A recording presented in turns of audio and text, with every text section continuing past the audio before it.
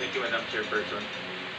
After talk were Senator Villanueva and Senator Ercito ended, at dadirekta ko po yung aking katanungan kay Ms. Guo Huaping. And iba dito ay natanong ko na nung nandito siya last May 22, but itatanong ko na lang ulit dahil medyo matagal-tagal na yun. Humingi kami ng iyong tax returns during that time at nag-submit ka ng dalawang tax returns for 2022-2023. Ito ay noong mayor ka, no? Kaya talagang automatic ang gobyerno magdededuct sa sweldo ng isang salaried civil servant. Gusto ko matanong, bago ka naging mayor, saan ka kumukuha ng income?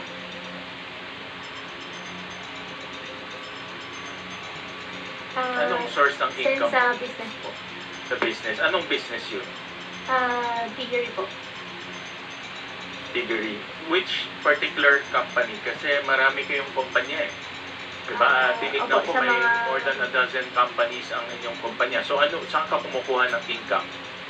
Sa mismo piggery business po. Which is? Ano yung kumpanya na yun? QJJ Farm po. QJJ Farm. So dito ka kumukuha ng income. Opo. In the form of anong klaseng income? Anong klaseng income ang binibigay sa iyo ng QJJ Farm? Ako pa yung nagmamanage po nung business po. So may sweldo ka doon? Opo, ako na po yung nagmamanage po talaga. Oo nga, kung nagmamanage ka, may sweldo ka. Opo. Tama? Magkano ang sweldo mo? Hindi po sweldo na salary po. Ano? Sa akin na po yung business po. What do you mean? Linawin mo yung sagot mo, Ms. Go. Kumukuha ka nagmamanage ka ng QJJ Farm? This is your family business? Meron ka bang sweldo na nakukuha sa kanya? Hindi po siya exactly sweldo po kasi parang sa akin na po siya. So, anong plan? May dividendo ka ba nakukuha sa kanya? Sa business po, doon ako kumukuha ng pang expenses ko rin po. Magkano ang kinukuha mo every month? Wala po siyang more or less lang. Bigyan mo lang kami ng ballpark figure. Wala naman po more or less po. Pagka may kailangan po. For example lang, in the last bago ka naging mayor, the last 12 months bago ka maging mayor, magkano kinukuha mo? On average lang. More or less lang, bigyan mo lang kami ng idea kasi ikaw nagmamanage yan, ikaw may-ari nun. Diba? So, kaya mong diktahan kung magkano pumupunta sa'yo, whether through income or through dividend. So, magkano nakukuha mo? Wala pa ako may bigay po na exact po. Basta pag kailangan po, kumukuha po ako doon. May ano ba? 50,000, 100,000, o more or less lang? Hindi ko po sure sa pero kumukuha ka doon? Opo. Okay. Nung kinukuha mo yun, binabalik mo? O sa'yo na yun? Sa akin na po. Sa'yo na yun. So Opo. parang income mo na rin yun. Opo. Galing sa kumpanya. Opo. At dini-record mo yan sa libro? O kinukuha mo lang sa kahera? Kinukuha ko lang po. Kinukuha mo lang, hindi mo Opo. rin record sa libro? Kinukuha ko lang po. Kinukuha mo lang. Okay. Dahil yung kanina pinakita nga ni Senator Joel yung SALN mo at lumalabas, napakita ko lang muna yung financial statements ng QJJ Farm. Kasi yung QJJ Farm, nakita namin na hindi naman siya ganong kalaki ang kanyang kita. Makita lang namin.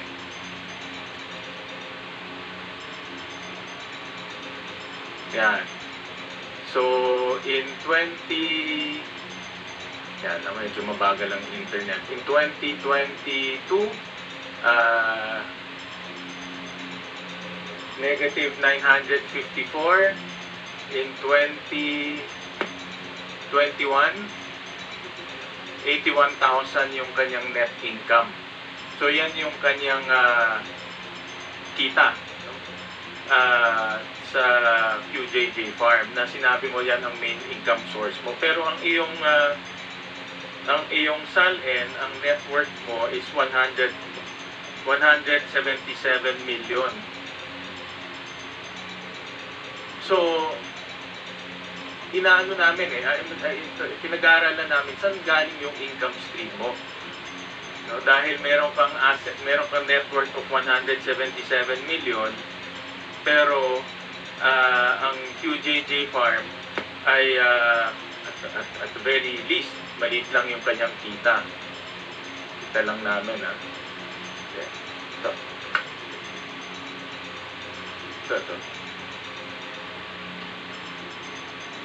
Ito. Yan. So, 177 million yung net worth mo. At tinignan din namin yung mga tax returns mo na tuklasan based on our research. 2 beses ka lang nag-file ng tax return mo in 2011 at 2016. Yan. So, nagbayad ka lang sa gobyerno ng 14,000 in 2011. In 2016, 24,000. And yet, yung net worth mo is 177 million. So, saan man nanggagaling yung income stream? Diba? Kasi kahit na sinabi mong kumukuha ka sa QJJ Farm, pero yung QJJ Farm naman at very least, at the very most nga 91,000 lang yung kita. Saan ka kumukuha ng iyong pangbili ng mga assets mo? Senwin, in due respect po, I think I have pending case po sa BIR. I invoke my right against self-incrimination. Yung pending case mo is because of that transfer. Allegedly, nagbenta ka ng shares mo from Baufulan to Mr. Jack And AMLAC po. No? And I have pending case din po sa AMLAC. No, but this has nothing to do with AMLAC. This has nothing to do with your tax evasion case. So, wala namang connection siya sa tax evasion case mo kasi yung tax evasion case mo is yung pagbenta mo ng shares mo kay Jack Uy. Opo, pero sa dami po ng cases po nakafile po sa akin, nag-worry din po ako na sasagot ko po dito may use against me po. Sorry po, Sen. Sen. Sherwin, before you continue, para sa kaalaman ng lahat, pumayag si Senate President na mag-session tayo by 3:20. So hard stop na po natin before then. So that sina Sen. Bongo and Sen. Robin ay makapag-tanong pa. Salamat po. Please proceed, Sen. Okay. Thank you, Madam Chairman. Tatalon ako sa isang question that related. No? At natanong ko na rin to last time kasi hindi ko pa rin ma-figure out kung paano natayo yung Pogo Hub sa Banban. Dahil kinos out namin yung Pogo Hub sa Banban, lumalabas na at the very least it's about 6.1 billion pesos papakita namin. At based sa mga dokumento at doon sa hearing ring natin, Miss Go, kayo nag-apply ng lono, kayo nag-apply ng mga building permit, and I understand from your testimony last time na ang Baofu is the landowner and the lessor. Tama po ba? Do you confirm this again? Before po ako nag-divest po, sa akin po yung lupa. After po ako nag-divest po, hindi ko na po alam sa kanila. Correct. Pero nasabi mo in your first hearing na ang Baufulan ay siya yung lessor dito sa mga Pogo na mag-ooperate, tama? At based rin dun sa mga dokumento, nakita namin from building permit to fire safety permit to occupancy permit, ikaw ang nag-apply, no? Lahat nito. Nag-apply po ako sa Senwin dahil sa akin pa po yung lupa that time. After po ako nag-divest po, hindi na po ako nakialam. Best ka is nung naging mayor ka na correct? I think hindi po. Hindi pa po ako mayor po. No? Kailan ka nag-divest? Hindi ko po alam po yung exact date po doon sa documents po, pero sabihin na natin, from 2019 all the way, let's say, to 2022, ikaw pa rin ang nakapangalan doon as president. Diba, as president, ikaw pa rin ang nakapangalan sa Baofu as president. Tama? Opo, Sen. After po ako nag-divest, hindi ko na po alam sa kanila. Correct. But from 2019 to 2022, ikaw ang president ng Baofu, correct? Hindi po ako sure kung hanggang 2021 or 2022 po. In the records. But ikaw ang nag-apply ng lahat, correct? Ng building permit, ng lono, ng fire safety permit, lahat ng permit for Baofu until nag-divest ka, correct? Isa po ako tumulong. Okay. But yung pangalan mo nandoon. That's the record. Ngayon, ang tanong ko sa iyo is, since kayo nag-apply ng mga permit, sino yung contractor nitong corporation na ito? At sino yung mga ginamit yung mga... Tinanong ko na ito, matatanungin ko ulit, no? Para ma-recall natin lahat. Sino yung contractor? Sino yung mga nag-supply ng labor? And all that. Sino nag-supply ng labor? Sino nag-supply ng heavy equipment? Sino yung mga yun? Sen, honestly, wala po akong idea, pero pwede ko pong kunin yung details at i-provide ko sa inyo. Ang alam ko po, ang contractor po is Chinese po yung contractor. Hindi po ako kausap, kaya hindi ko po alam, pero makukuha ko din naman po yung details po kung kailangan nyo po. Pwede ko po i-coordinate po. Sige, supply mo na lang dito sa committee yung mga detalye ng sino yung contract. Kaya ito, pinapakita ko sa slide, no? 6.1 billion in cost nitong lupa nito. Maraming buildings ang itinayo dyan. At hindi naman yan pwedeng parang kabuti na lang nalalabas. Diba? May nag-construct niyan. At kayo, bilang 50% owner ng Baofu, kayo nag-apply ng permit, obviously, kayo may kinalaman sa nag-construct nito. Sen, katulad po nung na-mention ko po kanina, wala po akong kinalaman, pero pwede ko pong kunin yung details. Ipaprovide ko po sa inyo. Sige, mamaya, ipag-usapan natin ulit yan.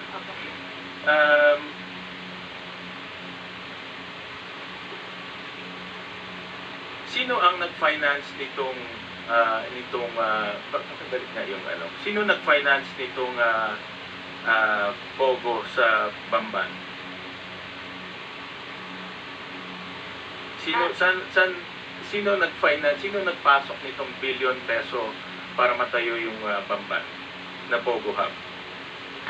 Sen, after ko po nag-divest, hindi ko na po alam, pero before po ako nag-divest po, yung isang Chinese po ang nag-approach po sa akin. So, Sino yung Chinese na yun? Isa rin po siya incorporator po ng Baofu po. Anong pangalan niya? Yung Huang po. Give me yung complete name. Ipaprovide ko po. Huang ano? Ipaprovide ko po. Yan ba sa incorporation papers? Si Wang Opo, Jiryang? isa po siya doon sa incorporation papers po. Si Wang Jiryang? I think so, opo. I think so o hindi? Yun lang naman. Opo, siya po yung kausap. Siya po yung incorporator, opo. At siya rin ang nag-finance nito. Hindi ko po alam kung sino pa po nag-finance, basta siya lang po yung alam po namin. Pero siya ang kausap mo dito para ipatayo itong Pogo Hub sa Bamban. Initially, hindi naman po Pogo Hub ang usapan. Ang initial po, housing po. Kaya yung lupa ko po ang gagamitin. After po nag-iisip po sila ng ibang types of business na po, umalis na po ako. Paano ka, sige, babalik ako dyan ha. But sinabi mo kasi kanina na si Wang Jiryang ang nag-finance ito. Hindi ko po sinabi siya po nag-finance. Ang sinabi ko po, siya po yung kausap po namin. Sino nga nag-finance? But yun ang gulay, kailangan namin malaman kung sino ang mga taong nasa likod nito eh. Diba? Hindi ka nagbibigay ng sagot sa amin eh. No? Hindi naman parang may pera, babagsak lang sa langit at magtatayo ng Pogo Hub sa Bamban. Meron nagbigay ng pera nito. Sino yung nagbigay ng pera? Very cooperating po talaga ako. At na-mention ko rin po sa inyo kanina, kukunin ko po yung details po dun sa mga contractor. Then Yung contractor iba. Yung contractor yung binayaran mo. Wala pa akong binayaran na contractor po, Sen. Yung contractor iba yun. Mamaya papakita ko yan ha. Okay.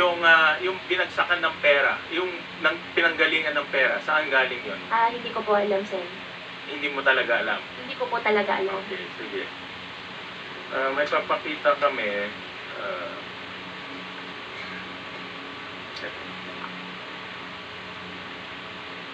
Kasi based sa mga news reports, may mga nabasa akong news reports, may mga nabasa akong based on our research at news reports sa tsaka mga sinasubmit dito sa amin, na from 2018 to 2024, 1.9 billion pesos ang pumasok sa accounts mo. At papakita ko ngayon. And this is based on sa mga news reports na kita namin. Kung makikita natin, noong mga unang panahon, wala namang pumapasok sa accounts mo. Pero pumasok sa account mo between 2018 to 2024, 1.9 billion pesos, of which 666 million in cash at 1.2 billion in check. Sabi kanina, sinabi mo, kumukuha ka ng income sa QJJ Farms.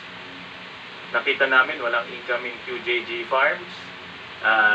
Tinatanong ko sa iyo kung magkano kinukuha mo doon. Ayaw mo sabihin kung magkano kinukuha mo ngayon. Pero sa aming pag-analisa, hindi kaya magbigay ng QJJ Farms ng 1.9 billion pesos sa iyo in the span of 6-7 years. Ngayon, ang tanong ko sa iyo, saan galing itong perang ito? Since may mga kaso na po final po sa akin, I invoke my right against self-incrimination. Anong kaso yung mga final sa iyo? Ang final po sa akin, AMLAC, final po sa akin sa BIR, I think 7 cases. Yeah, pero wala naman to connection sa mga kaso mo eh. Alam po, hindi po ako nagkakamali, may file din po sila ng tax evasion po. But the tax evasion nga is pag-transfer mo ng shares to Jack Uy. No, ito, iba naman to eh. Wala namang connection to sa tax evasion. So, ang tanong ko sa'yo, saan galing itong perang to? Since may AMLAC na po na file po, I refuse to answer po. Sorry po talaga. Isa pa, kanina pinakita namin yung QJJ Farms ay maliit lang yung kita niya. Pero natuklasan din namin, again, sa mga news reports to sa mga news reports, sa mga research namin, na between 2018 to 2024, 3 billion ang pumasok sa QJJ Farms, of which 1.2 billion in cash at 1.7 billion in check. At ito, pag i-add ko yung kaninang sinabi ko, tsaka ito, almost 5 billion na, malapit na ito doon sa halagang ginamit sa pagpapatayo sa Bambang Pogo Hub. At pag titignan mo rin yung timing, 2017, 2018, 2019, lahat to eksakto kung kailan pinatayo yung Bambang Pogo Hub. Ang QJJ Farm, sino ang presidente? Kapit. Sen, I think, regarding po dyan, But who's the president of QJJ Farm? Sino ang president? ako po yung president. Kayo ang president ng Opo. QJJ Farm, di ba? Opo. Kanina sabi mo, you also manage and control dahil nakakakuha ka ng pera doon. Opo. Definitely, alam mo rin, may pumapasok na pera doon.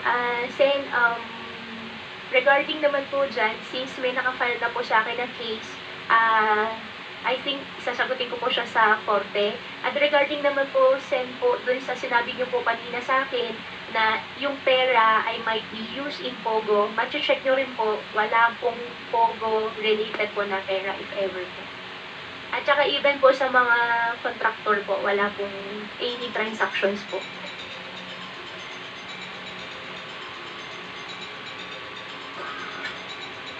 Itong pera na ito, never to pumunta sa mga contractor, sa mga Pogo, never yung pumunta. Sen, wala po akong business na Pogo. Kaya wala rin po akong Hindi ba pinagawa ito po na pumunta, Pogo. itong perang to, hindi ito pumunta sa pagpapatayo ng Pogo sa Bamban? Wala po Kasi akong yung timing, perfect timing, pagpasok. Balikan natin yung Opo, Sen. Matche-check nyo naman pagpasok po. ng pera, eksakto 2018, 2019. Sa farm, ganun din, 2018, 2019. Yan ang eksaktong pinatayo yung Pogo Hub sa Bamban. Kung hindi po ako nagkakamali, nag-umpisa po yung Pogo Hub po sa Bamban po year 2019 kasi Yes. pandemic year. Correct. Yes. Pero wala po akong Pogo business po at wala rin po akong pinatayo. Okay. Matche-check nyo naman din po niyan, Sen. Okay. Sorry po talaga. Sabi mo kanina na hindi ka konektado doon sa mga contractors or sino nagpatayo ng Pogo Hub sa Bamban. Pero tinignan din namin yung accounts ng Baufulan, of which ikaw ang presidente, tama? Ng Baufulan? Hindi po. Wala po akong pinirmahan ng any bank documents po ng Ba't Baufu. ikaw ang presidente ng Baufulan, tama? Before po ako nag-divest po. Correct. Noong lupa pa lang po siya. Oo. Hindi, dinivest mo siya is 2000, before election, 2022. Based mga records 2022. So from 2019 nung naging corporate yung Baufu until 2022, ikaw pa rin yung presidente and you own 50%. Ngayon nakita namin sa mga accounts na ang Baufu may binayaran na isang Howley Builders Construction, of which nakita namin yung ID at ibinigay sa amin rin ito ng mga nag-grade sa Bamban. At meron din kaming nakita Max Gear Construction Supply na binayaran nitong Baufulan. Chinek ko sa internet, itong Max Gear is a equipment supplier. Wala po akong idea. Equipment supplier siya. So, dito makikita natin na ang Baufu nagbayad sa contractor na Howley, nagbayad rin sa equipment supplier na Max Gear, of which ang Baufu, ikaw ang presidente at 50% owner. Pero, ang pera nanggaling sa QJJ Farm. Kung makikita nyo, QJJ Farm credit the account of Baufu. So, ang ibig sabihin nito, ang perang pumasok sa QJJ Farm, kanina pinakita namin 3 billion, pumunta dito sa Baufu at binayaran ng mga contractor. Ito yung matagal na namin isa hinahanap because honestly, na-dead end kami dito. But based on our research, ngayon, natitrace na namin saan nanggaling ang pera, sino yung mga contractor, at definitely yung pera bumagsak sa kumpanya nyo, yung JJ Farm, at bumagsak sa personal account mo as Alice Buo.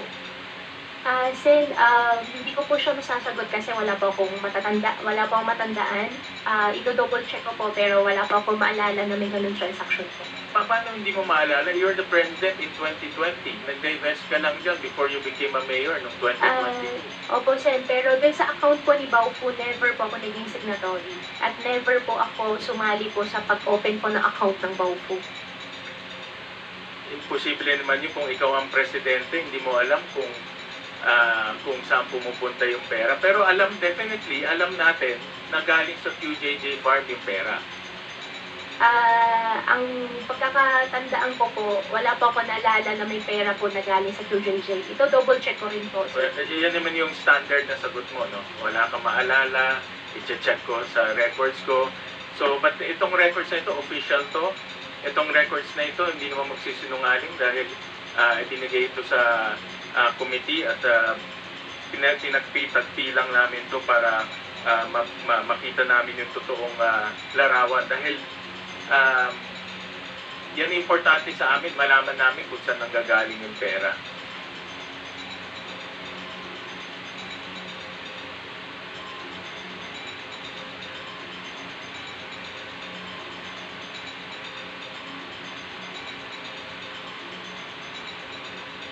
Madam Chair, I know that we are rushing against time, pero merong a few items na lang, no, with the permission of the good chairperson.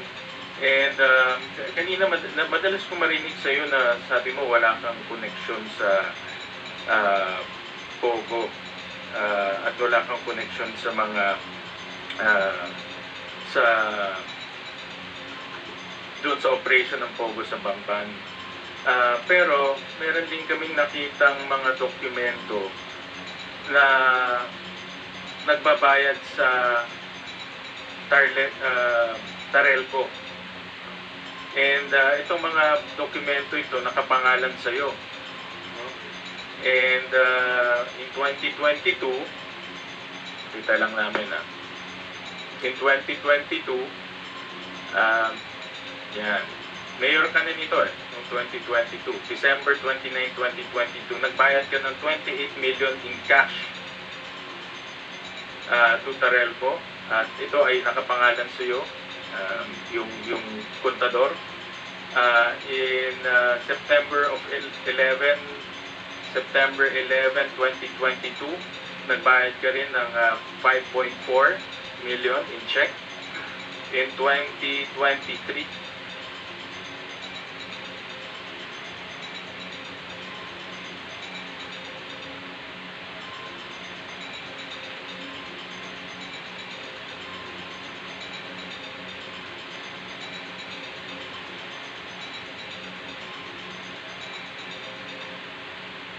bago lang to. January 4, nagbayad ng 3.4 million in check, in cash. And in January of 2024, 5.3 million in check. Paki-flash lang in 2024. Is that the 2024? Okay. So mayor ka nito, nung nagbayad ka nung nagbabayad ka ng Tarelco. At sinabi mo kanina wala kang connection sa Pogo, pero pag walang kuryente, walang Pogo. No, ganun kasimple lang 'yon. Diba? Kung hindi mo binayaran ng kuryente, walang Pogo, walang mare-raid, walang human trafficking, walang torture, wala. Pero tuloy-tuloy ka nagbayad. Even nung mayor ka, nagbayad ka. Even this year, nagbayad ka. So alam mo na may nangyayari dyan. At we can also prove na yung amounts na binabayaran mo is equivalent to the size, yung laki ng Pogo Hub doon. No? Pero ito, makikita natin, mayor ka na nung nagbabayad ka. Kaya hindi lang to, narinig ko, sinabi mo last time, nakapangalan lang sa'yo. Hindi nakapangalan to sa'yo. Gumawa ka ng cheque, binayaran mo, nag-withdraw ka ng 28 million, binayaran mo. So hindi lang to simpleng nakapangalan at nagkaligtaan lang na i-transfer sa iba. Nasa pangalan mo pa rin itong kuryente ito. So, in other words, active participant ka dito sa Pogo Hub in Bamban.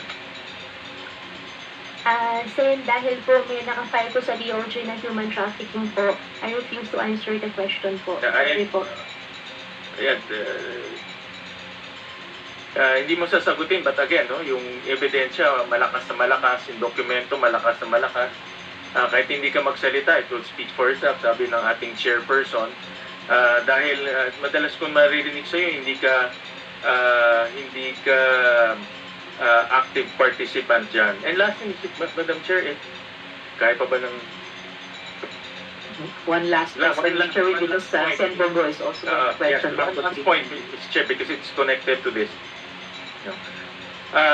Nakita rin namin sa aming mga research at doon sa mga dokumento, dahil alam nyo, actually, itong mga dokumento sa likod, Ms. Guo, ito yung mga dokumentong pinapadala dito at binabasa namin lahat yan at tinatagpi-tagpi namin. Kaya hindi simpleng trabaho po yung ginagawa namin at ng komite. At nakita rin namin na ginamit mo rin yung mga kumpanya ninyo para bayaran diretsyo yung kuryente ng Pogo Hub sa Bamban gamit ang inyong mga korporasyon. So papakita namin dito, for example, in 2020, ang QJJ Farm nagbayad ng kuryente in different dates, diretso sa Tarelco.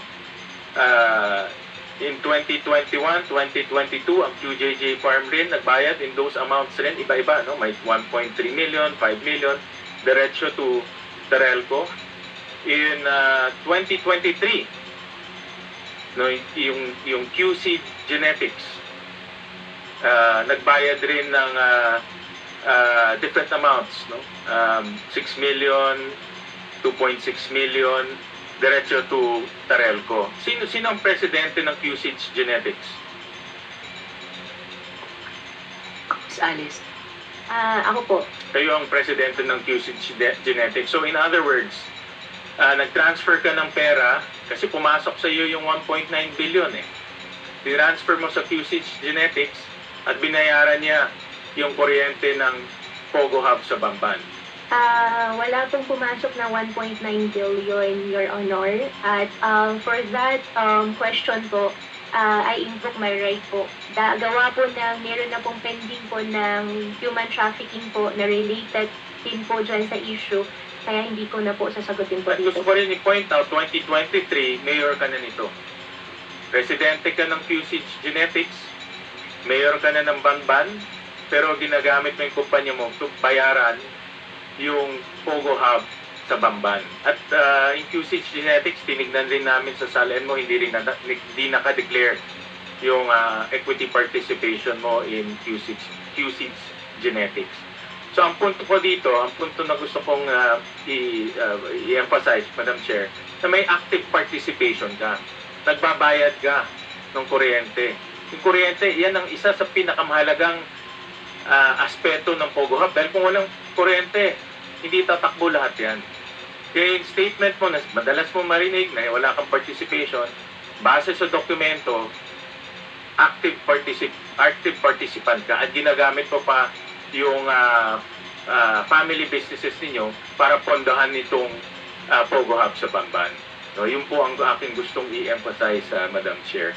Any comments to that? Miss Go? Sen, dinideny ko po. Uulitin, yung doon pa rin ako nakastick doon sa statement ko po na hindi po ako involved dyan sa Pogo. In fact, ngayon nga po, kung di pa ako nagkakamali, may forfeiture nga po ng property nga po nung Pogo, hindi rin po ako interested kasi hindi naman po talaga siya akin. Pero wala, hindi ka naman pwedeng hindi mo naman choice yun kung interested ka o hindi. Ang dokumento lang nagsasabi dito na presidente ka ng QC Genetics, binayaran mo yung kuryente ng Pogo Hub sa Banban at mayroon kang control sa pagbabayad ng Pogo Hub sa Banban.